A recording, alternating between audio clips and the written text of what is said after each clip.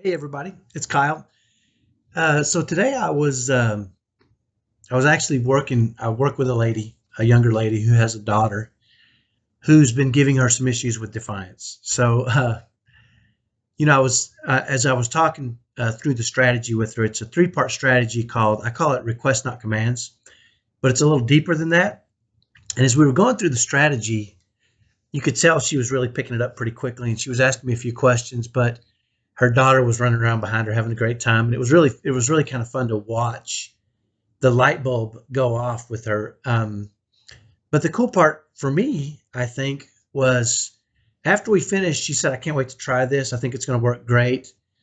And she was really uplifted because now she had a an actual plan for addressing the defiance in her daughter.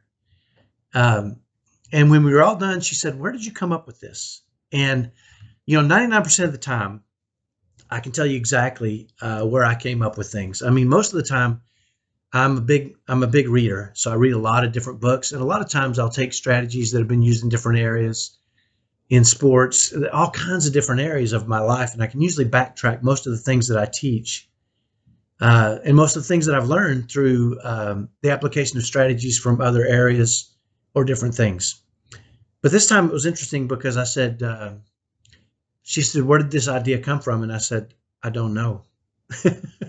and and I think, and I really don't. I don't know how I was able. I don't know where it came from at all.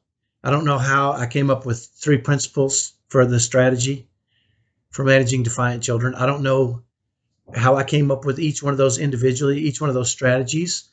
I really don't know, other than um, I suffered through it. Um, I think that is where I came up with the strategy.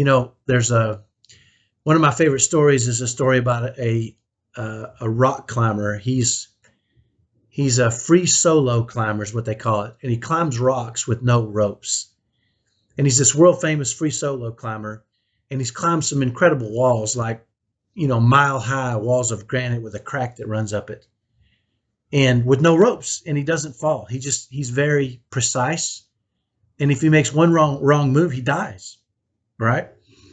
And I was fascinated by this because I watched the movie and I'd read a lot of articles about him, and it all boils down to three things for him.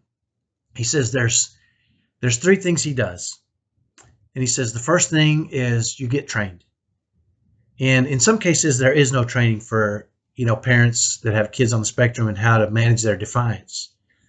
But I certainly did everything I could to get as fully trained as I could be. He said the second thing is uh, is you make one perfect move at a time. So, he's trained to climb these rocks. The second thing is he's very precise. He doesn't try to jump three steps ahead, right? He puts one hand in a hold and he locks it in and he makes sure it's locked in. And then he releases another point of contact. He says he always keeps 3 points of contact when he's climbing this wall. So he says one perfect move at a time. And that adds up to like 10,000 perfect moves until he gets to the top of the mountain, which is interesting because one false move, if he messes up one time, he dies.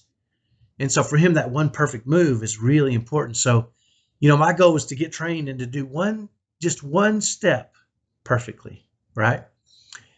And then he said, but the most important part of his free solo climbing is don't freak out.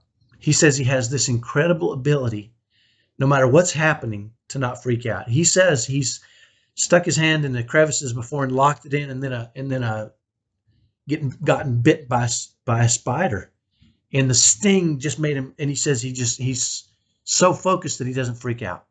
And I think that was the most important thing for me to learn, was that when I'm trying to be trained on how to manage these things. The second thing was I want to take just a one small step in the right direction, and I don't want to freak out, because when you freak out, in the case of Alex Honnold, if he freaks out, he dies. That's it. It's over. Obviously, thank goodness we don't die when we freak out, because we'd all be dead, right?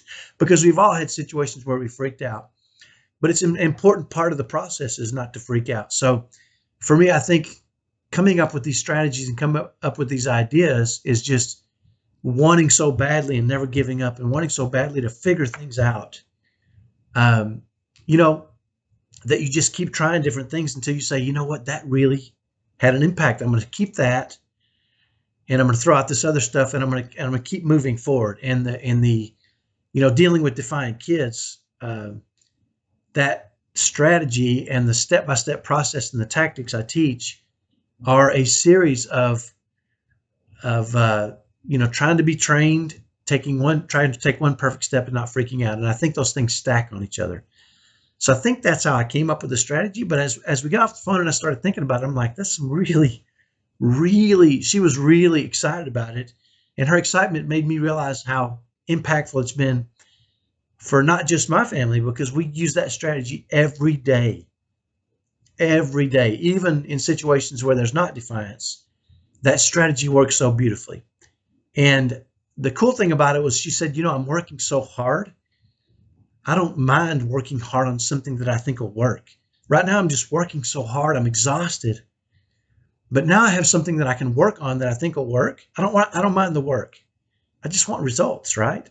And everything she's been trying hasn't gotten a result. So she's really excited to try it. She believes she'll get results from it. I do too, because it makes so much sense, those 3 steps. So anyway, just wanted to share that with you today. Hope things are going great for you. If not, reach out to me. I want to be helpful. I want to help families thrive. We can't always change our kids. Our kids are who they are in a lot of cases. A lot of time the changes have to happen with us. So I want to be as helpful as I can. Let me know how I can help, and have a great day. Talk to you next time. Bye-bye.